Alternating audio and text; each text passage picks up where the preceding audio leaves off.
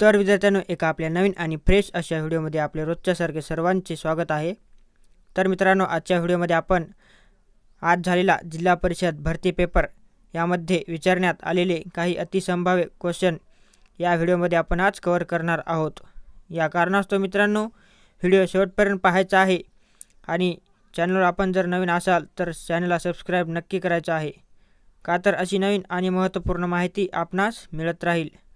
चला तर मित्रांनो, आजच्या व्हिडिओला सुरुवात करूया। प्रश्न क्रमांक पहिला, वनस्पती वर्गीकरणाची नैसर्गिक पद्धत कोणी मांडली? वनस्पती वर्गीकरणाची नैसर्गिक पद्धत खालीलपैकी कोणी मांडली? तर ऑप्शन क्रमांक 3 आपलं योग्य उत्तर आहे। बेंथम आणि हुकर यांनी वनस्पती वर्गीकरणाची नैसर्गिक पद्धत मांडली। पाहूया पुढचा प्रश्न। वैदिक काळातील पुढीलपैकी कोणता गळ्यातील दागिना प्रसिद्ध होता? वैदिक काळातील पुढीलपैकी कोणता गळ्यातील दागिना प्रसिद्ध होता? तर ऑप्शन क्रमांक 2 आपलं योग्य उत्तर राहील। निष्क हा गळ्यातील दागिना वैदिक काळातील प्रसिद्ध होता। पाहूया पुढचा प्रश्न। बालिका पंचायत सुरू करणारे भारतातील पहिले राज्य कोणते? बालिका पंचायत सुरू करणारे भारतातील पहिले राज्य कोणते आहे? तर ऑप्शन क्रमांक 4 आपलं योग्य उत्तर राहील। गुजरात हे राज्य बालिका पंचायत सुरू करणारे भारतातील पहिले राज्य आहे। पाहूया पुढचा प्रश्न। महाराष्ट्रातील कोणते ठिकाण जांभळाचे गाव म्हणून ओळखले जाणार आहे? महाराष्ट्रातील कोणते ठिकाण जांभळाचे गाव म्हणून ओळखले जाणार आहे? तर ऑप्शन क्रमांक 4 आपलं योग्य उत्तर राहील। बदलापूर हे गाव महाराष्ट्रातील जांभळाचे गाव म्हणून ओळखले जाणार आहे। पाहूया पुढचा प्रश्न। झूम हा खालीलपैकी कशाचा प्रकार आहे? झूम हा खालीलपैकी कशाचा प्रकार आहे हे सांगायचं आपल्याला। तर ऑप्शन क्रमांक 2 आपलं योग्य उत्तर राहील। शेतीचा प्रकार झूम हा आहे। पुढचा प्रश्न। डॉक्टर बाबासाहेब आंबेडकर यांच्या संबंधित घटना कोणती? डॉक्टर बाबासाहेब आंबेडकर यांच्या संबंधित खालीलपैकी घटना कोणती? तर ऑप्शन क्रमांक 2 आपलं योग्य उत्तर राहील। पुणे करार ही डॉक्टर बाबासाहेब आंबेडकर यांच्या संबंधित घटना आहे। पाहूया पुढचा प्रश्न। डोंगराळ प्रदेशात खालीलपैकी कोणत्या प्रकारच्या वस्त्या आढळतात? डोंगराळ प्रदेशात खालीलपैकी कोणत्या प्रकारच्या वस्त्या आढळतात? तर ऑप्शन क्रमांक 2 आपलं योग्य उत्तर राहील। विखुरलेल्या वस्त्या डोंगराळ प्रदेशात आढळतात। पाहूया पुढचा प्रश्न। खालीलपैकी कोणते राज्य जिप्सम उत्पादनात आघाडीवर आहे? खालीलपैकी कोणते राज्य जिप्सम उत्पादनात आघाडीवर आहे? तर ऑप्शन क्रमांक 1 आपलं योग्य उत्तर राहील। राजस्थान हे राज्य जिप्सम या उत्पादनात आघाडीवर आहे। पाहूया पुढचा प्रश्न। पूर्वीच्या रत्नागिरी जिल्ह्यापासून कोणत्या जिल्ह्याची निर्मिती झाली? पूर्वीच्या रत्नागिरी जिल्ह्यापासून खालीलपैकी कोणत्या जिल्ह्याची निर्मिती झाली? तर ऑप्शन क्रमांक 4 आपलं योग्य उत्तर राहील। सिंधुदुर्ग या जिल्ह्याची पूर्वीच्या रत्नागिरी जिल्ह्यापासून निर्मिती झाली। पाहूया पुढचा प्रश्न। महाराष्ट्रातील खालीलपैकी कोणत्या जिल्ह्यात सर्वात कमी तालुके आहेत? महाराष्ट्रातील खालीलपैकी कोणत्या जिल्ह्यात सर्वात कमी तालुके आहेत? तर ऑप्शन क्रमांक 4 आपलं योग्य उत्तर राहील। धुळे या जिल्ह्यामध्ये महाराष्ट्रातील सर्वात कमी तालुके आहेत। पाहूया पुढचा प्रश्न। पुढीलपैकी कोणता प्राणी त्वचेद्वारे शोषण करतो? पुढीलपैकी कोणता प्राणी हा त्वचेद्वारे शोषण करतो? तर ऑप्शन क्रमांक 3 आपलं योग्य उत्तर आहे। बेडूक हा प्राणी त्वचेद्वारे शोषण करतो। पुढचा प्रश्न। भारताच्या राष्ट्रीय ध्वज समितीचे अध्यक्ष कोण होते? भारताच्या राष्ट्रीय ध्वज समितीचे अध्यक्ष खालीलपैकी कोण होते? तर ऑप्शन क्रमांक 1 आपलं योग्य उत्तर आहे। डॉक्टर राजेंद्र प्रसाद हे भारताच्या राष्ट्रीय ध्वज समितीचे अध्यक्ष होते? पुढचा प्रश्न, तैनाती फौजेची पद्धत कोणी सुरू केली? तैनाती फौजेची पद्धत खालीलपैकी कोणी सुरू केली? तर ऑप्शन क्रमांक 3 आपलं योग्य उत्तर आहे. लॉर्ड वेलस्की यांनी तैनाती फौजेची पद्धत सुरू केली. पाहूया पुढचा प्रश्न, आंतरराष्ट्रीय चित्ता दिवस कधी साजरा केला जातो? आंतरराष्ट्रीय चित्ता दिवस कधी साजरा केला जातो? तर ऑप्शन क्रमांक 3 आपलं योग्य उत्तर आहे. 5 डिसेंबर या दिवशी आंतरराष्ट्रीय चित्ता दिवस साजरा केला जातो. पुढचा प्रश्न, परभणी व नांदेड जिल्ह्यातून जाणाऱ्या डोंगरांना काय म्हणतात?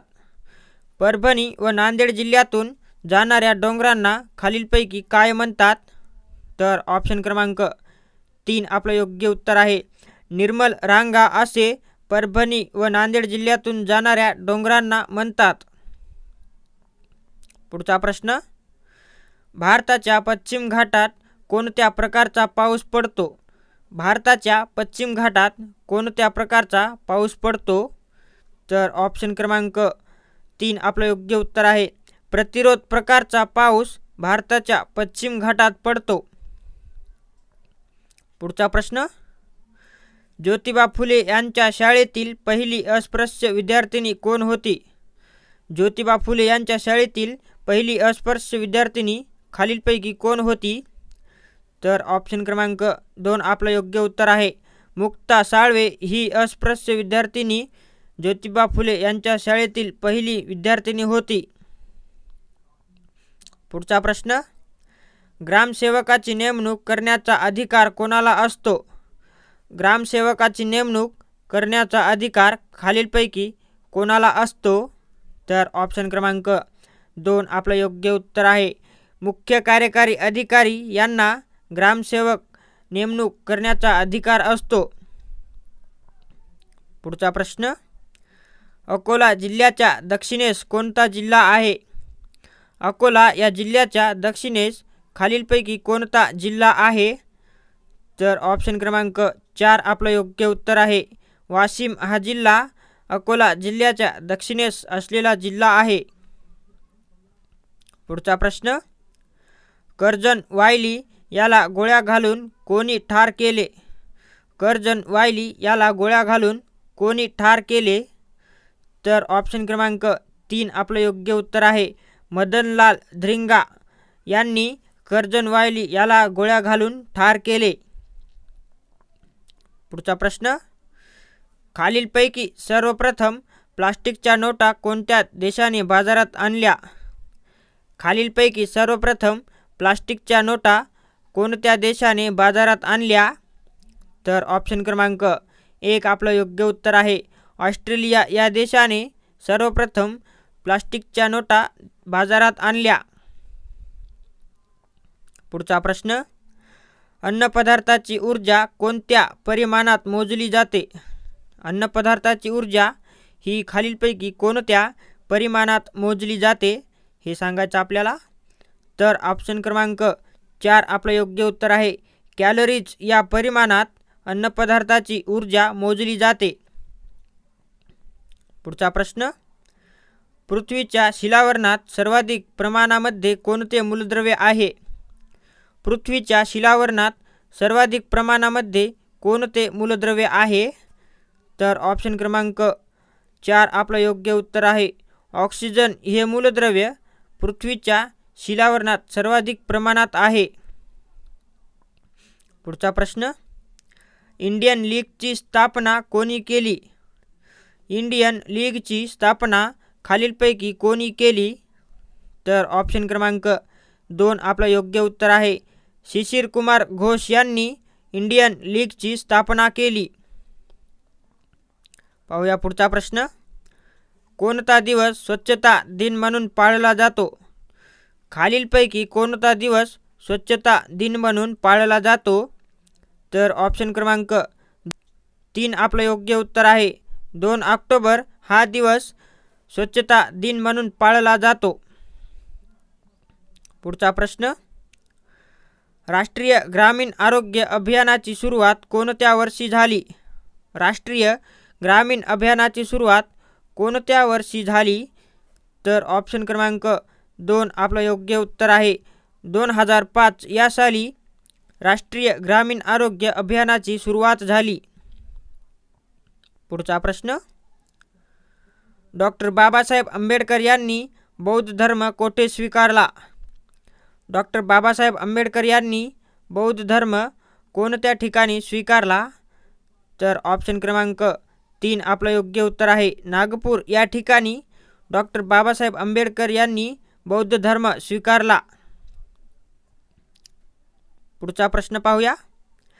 खालीलपैकी सातकुंड धबधबा कोणत्या जिल्ह्यात आहे? खालीलपैकी सातकुंड धबधबा हा कोणत्या जिल्ह्यात आहे? तर ऑप्शन क्रमांक 4 आपलं योग्य उत्तर राहील. औरंगाबाद या जिल्ह्यामध्ये सातकुंड धबधबा आहे. पुढचा प्रश्न पाहूया. औरंगाबाद जिल्ह्यातील अजिंठा लेणी कोणत्या तालुक्यात आहे? औरंगाबाद जिल्ह्यातील अजिंठा ही लेणी खालीलपैकी कोणत्या तालुक्यात आहे? तर ऑप्शन क्रमांक 4 आपलं योग्य उत्तर आहे. सोयगाव या तालुक्यामध्ये औरंगाबाद जिल्ह्यातील अजिंठा लेणी आहे. पुढचा प्रश्न पाहूया. लिटल मास्टर या नावाने प्रसिद्ध असलेला खेळाडू खालीलपैकी कोणता? लिटल मास्टर या नावाने प्रसिद्ध असलेला खेळाडू खालीलपैकी कोणता आहे हे सांगायचं आपल्याला.